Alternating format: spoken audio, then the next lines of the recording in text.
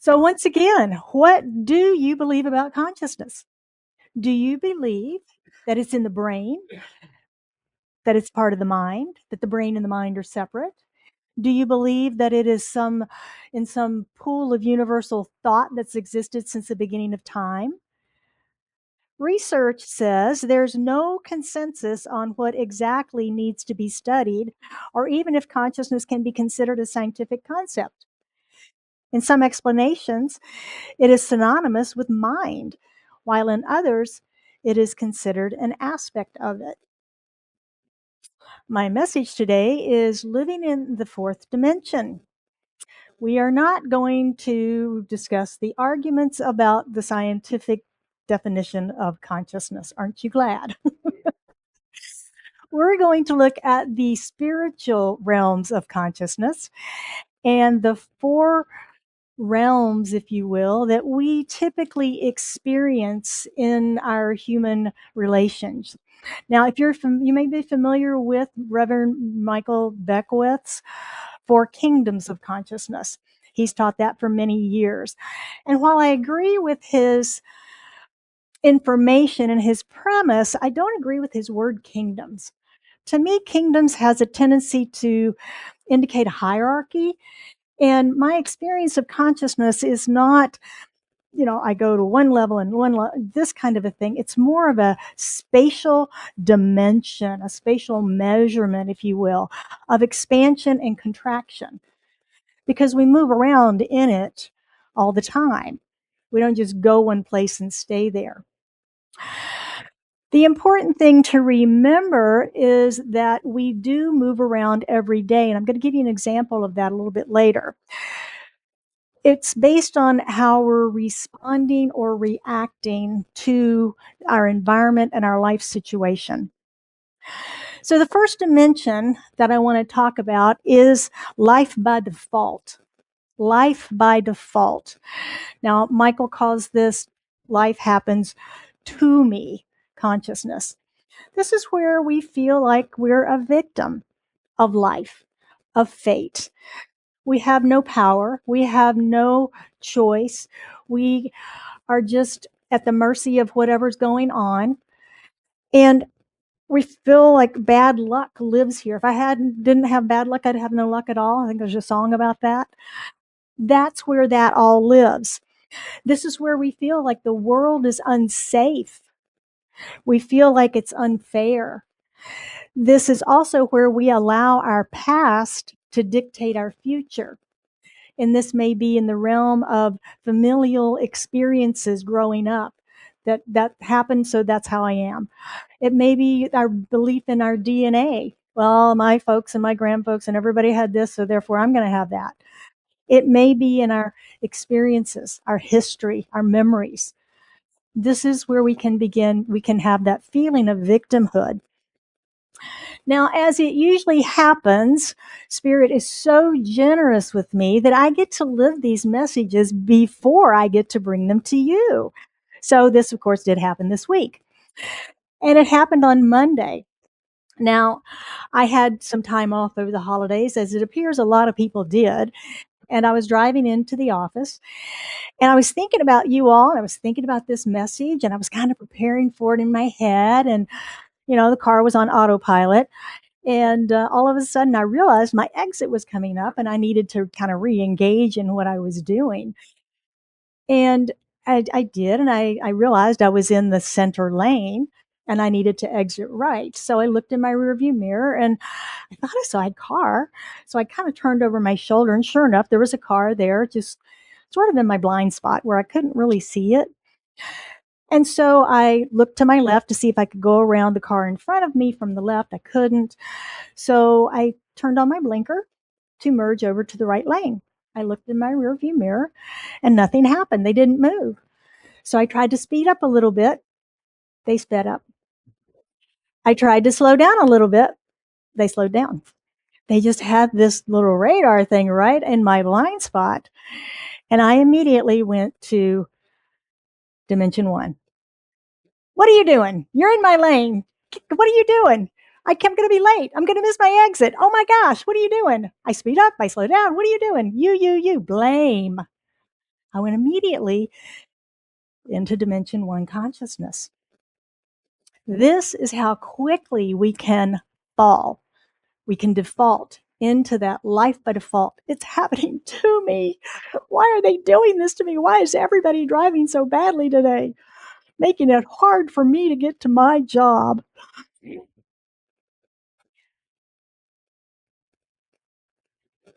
So,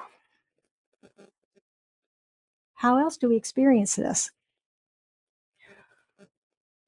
Have you ever heard someone else, I'm sure no one in this room would ever say it, but have you ever heard someone say, those awful corporations and big business, they just take advantage of everybody? Oh, the government, the IRS. Though, yeah, political systems, the insurance companies. You ever feel helpless? Ever feel like you're a victim of those people? Yeah, we can all feel like a victim sometimes when that happens. Like we have no choice. They have control. I have none. What am I supposed to do? Right? Growth from this victim Dimension 1 consciousness begins when we ask, what can I do about this? What can I do about this? How can I help myself here? That's when we begin to pick our heads up out of being a victim and realize, what can I do? What can I do? Well, this is when my mind began to expand into Dimension 2 consciousness after I had gone through my, 15 seconds of blame and victimhood. I moved into Dimension 2, and then I began to affirm that car was moving. I began to affirm that everybody was getting out of my way. I began to affirm that traffic was flowing smoothly. I began to command that car to move out of my way so that I would not be late and I could make my exit. I also began to feel that stress coming up in my body because I was not achieving what I thought I needed to achieve in that moment, which was making my exit. This in the metaphysical new thought realm in law of attraction practices. Many of us have studied those. We learn how to create and call in our good in this dimension too. And we experience the creative process, and it can be very empowering. This is where we discover that personal power and begin to realize that life happens through me. I'm sorry, by me. Life happens by me. I have control. I do it. And that's a good place. It's empowering. Our focus is on control. It's on willpower. It's on positive thinking, personal achievement.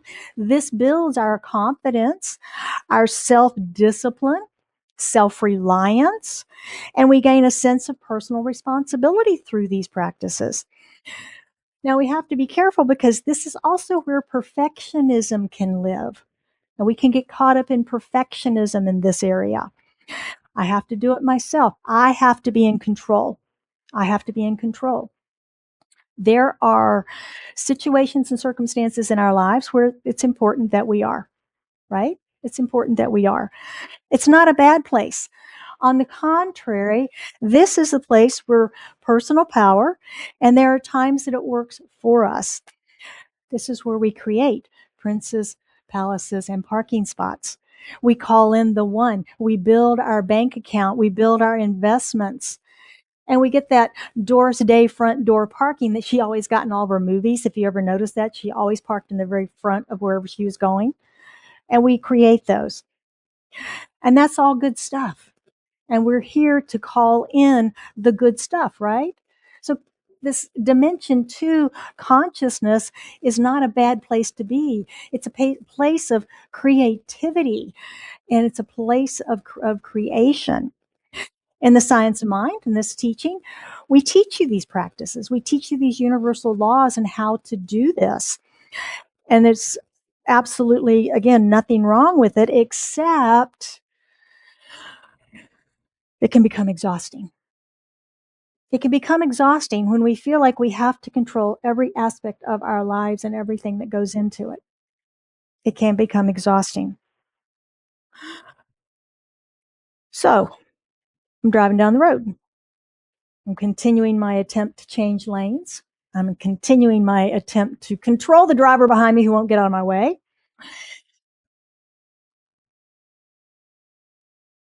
And it's still not working. Now, the interesting thing about this particular exit, it's sort of at the top of a little hill. Not that we have huge hills in Arizona, but it's the top of a little hill. And it's also in a curve. And what happens on the freeway when we encounter a hill or a curve? Everybody slows down, right? Well, there's also an entrance or an on-ramp between where I was and where my exit was. It also is on a hill and a curve. So everybody's coming on really slow. So not only is everybody on the freeway slowing down, everybody on the on-ramp is on the exit ramp, the on-ramp is slowing down also. And so now it's really just this congested mess. And I can see my exit, but I can't see any way I'm going to get there. And I am getting a little bit beside of myself. So I've got slow traffic and a hill, and oh my gosh. Growth begins to happen when we are here, when we are not moving mountains in the time that we think we should be, that we begin to ask, what if I don't have to force it? What if I don't have to force it to make it happen? This is the question that helps us to expand into dimension 3. Life by alignment and design, which is what we're talking about this entire year, is like this idea of life by design. Michael says this is life through me consciousness. This is where we begin to realize that creation is in alignment with spirit and law. It's an alignment, not a forcing. It's an alignment. We open to inspiration. We listen for intuition. We surrender our ego, and we surrender to the divine right action, perfect right timing. We're allowing, it's a sense of openness and spaciousness, not forcing, not forcing. We become an instrument through which spirit expresses. We respond rather than react. In my case, I said, okay, I'll take the next one. It's no big deal. I might be a couple minutes late, but it's no big deal. I'll take the next one. I mean, it's the freeway in Phoenix, right? Every exit is what, a mile or two apart. I'm not on the turnpike and locked in for the next 57 miles. It's okay. Let go. And I did. I let go. And I felt this huge release in my body, physically. All that tension that I had built up about trying to make my exit just left me. And I released it. The shift in consciousness allows us to experience our unity in spirit. This is where faith rules. This is where we trust that the universe is for us and working through us. We get our egos way out of the way. It's not about that. We listen for guidance and we allow it to flow, and we follow it. Growth begins when we ask, what now, Spirit? What now, Spirit?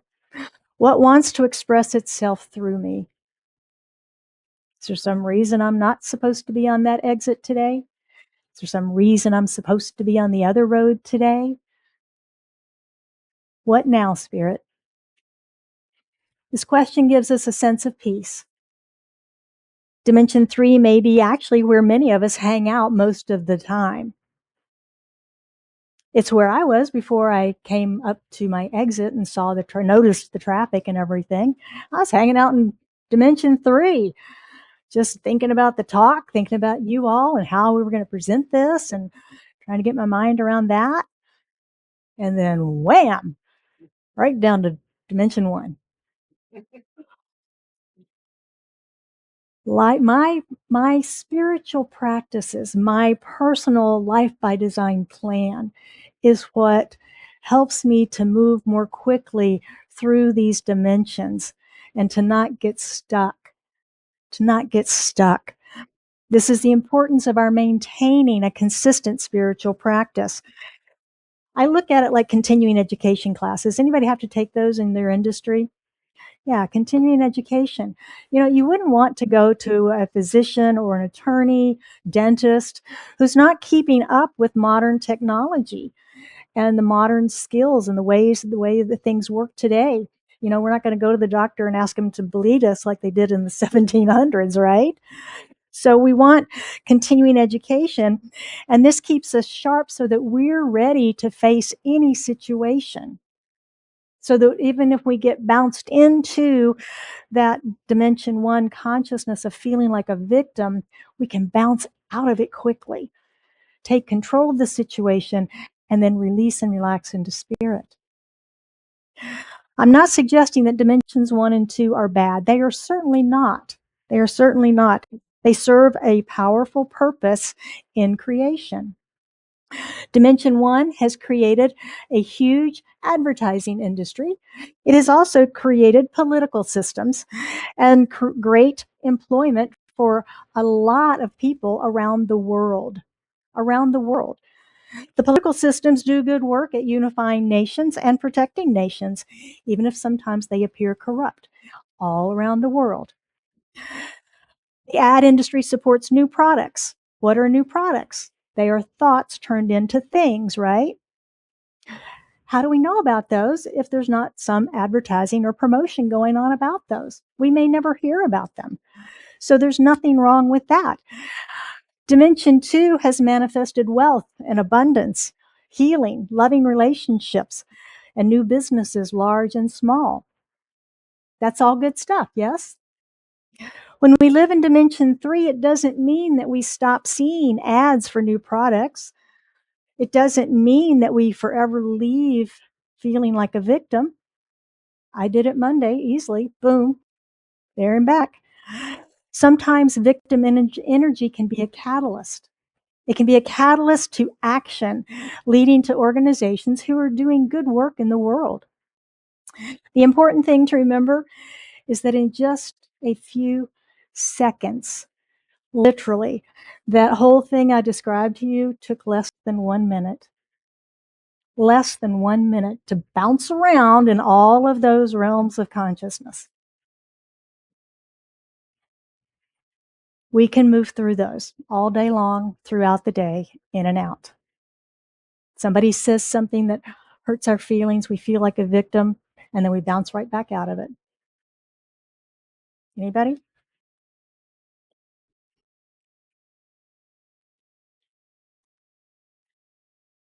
The key is to not get stuck.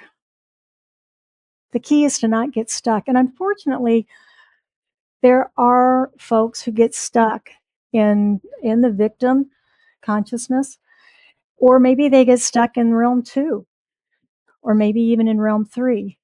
So it's important to just stay flexible within all of that. Sometimes we need a pity party, don't we? We just need a good rant. Just get it all out. But again, don't buy a condo there. Don't move in. One and done. Move out, move on. Use your spiritual practices to expand into the next dimension of consciousness. And spiritual practice is what helps stabilize us so that we can move easily through those different dimensions. So dimension one is to me. Dimension two is by me.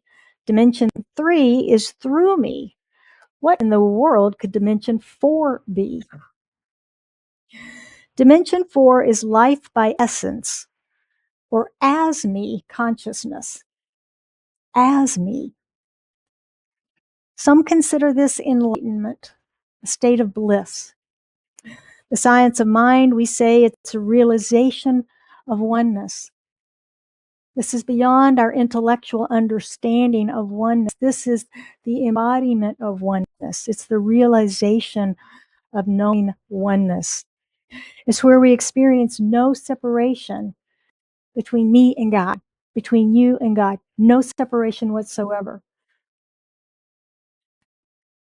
It's when we know that we're an individualized expression of the divine. We know that. We live from that place. All of our actions are from love, compassion, from wisdom. This dimension is more about being than it is about doing.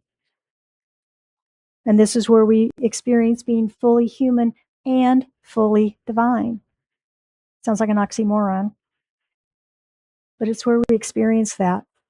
Holmes might describe it as cosmic consciousness. He said that was a perception of the whole. It is supreme intuitive knowledge of the divine order, beyond and above the intellectual faculty of comprehension. So it's not something we comprehend, understand. It is a place of beingness.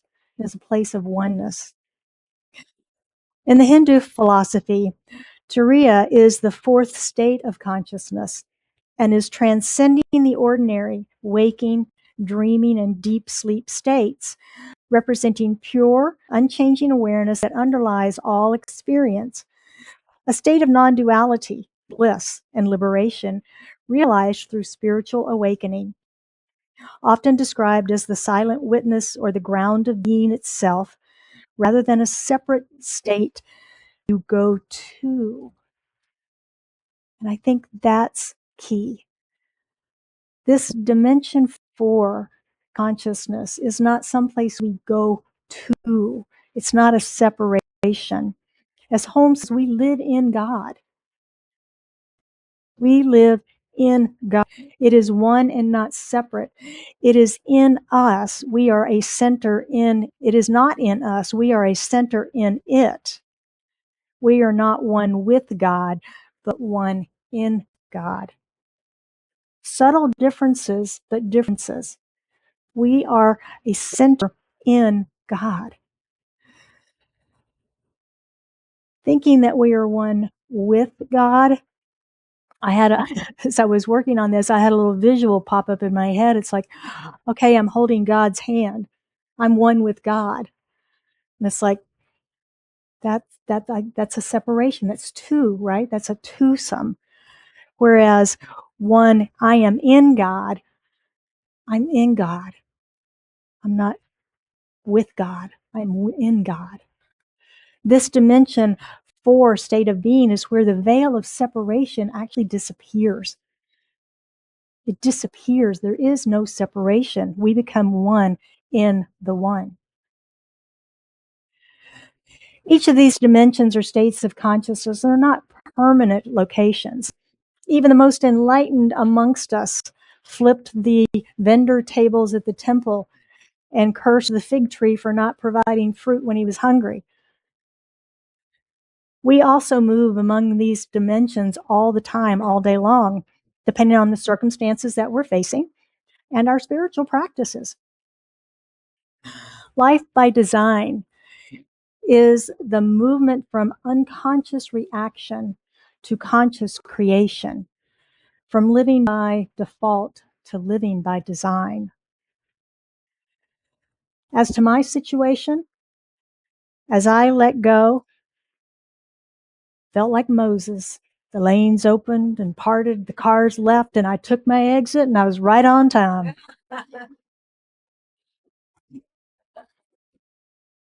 Our spiritual practices for this week.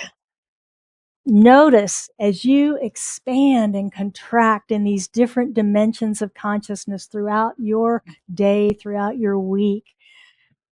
Just pay attention, be aware, focus on, we know what we focus on expands. Focus on, where am I? How am I feeling? Am I feeling like I'm a victim? Am I feeling like I'm the creative power? Am I feeling like I'm in alignment with spirit? Or am I in enlightenment and bliss? Where am I? Life by default, name the area of life where you've been reacting rather than choosing. Ask yourself, what can I do about this situation? What can I do about this situation? Life by effort, by me. Notice where effort's turning into strain or control. Where does it feel hard to make it happen? Ask yourself, what if I don't force it? What if I don't force it? Life by alignment, as me. Begin each day with listening before doing. We do this through meditation and mindfulness. Ask, what now, Spirit? What now? And life by essence, as me. Rest in being one before taking any action. Just like a building needs a strong foundation to stand, your spiritual practices of meditation and mindfulness are the foundation for building your life by design. And so it is. And I'm going to actually open to Q&A this morning. If anybody has anything you'd like to comment or question about the four realms of consciousness. It's me. Thank you. That was beautiful, Reverend Jill. This really doesn't have to do with the four realms, but could you explain what the difference is between soul and spirit? No. And how that all intertwines? From the science of mind perspective, spirit is the all. Spirit is the all up here in this first dimension. That's everything. Soul is here. Soul is the law. It is the creator, if you will. Remember, all of this is God. All of this is divine. But we teach it in 3 steps so that we understand that. Science of mind puts a soul here. Soul is also subconscious. And the subconscious runs our lives because 95% of everything that we do happens from our subconscious and that we're not even aware of. It's beating your heart right now. It's breathing you right now. So that's the distinction that the science of mind makes, is that spirit is the creative, the divine idea, and then that the soul is the action or the law portion.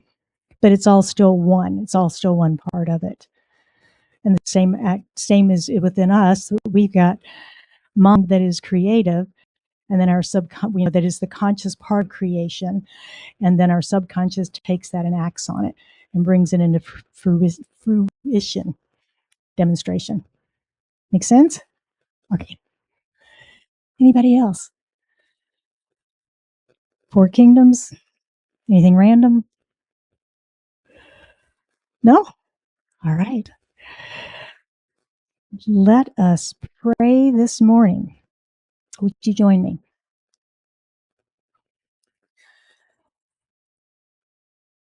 As we go within, just breathing in, recognizing that there is one power, one presence, one life,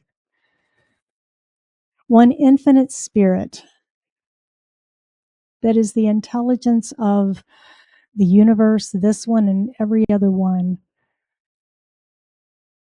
Recognizing that it is infinite creativity, that it is love, unconditioned and pressed down to overflowing. And that out of that, intelligence, love, and wisdom it creates of itself new expressions through which it experiences itself. And we are each expressions of that. We are each experiences of the divine. We are each individualized and unique expressions and experience of it. And we are one in the one. There is no separation. There is no God and me. There is just one. And so recognizing this unity that we are, I speak my word for and about all of us here today, gathered in the room, gathered online, and those listening later, knowing that we are connected in this oneness, that we are not separate, that there is an illusion of separation, but we're not separated by time or space. We are one, we are connected, we are whole, perfect, and complete. And I know that as we've gathered here today, it is by divine appointment, that there are no accidents,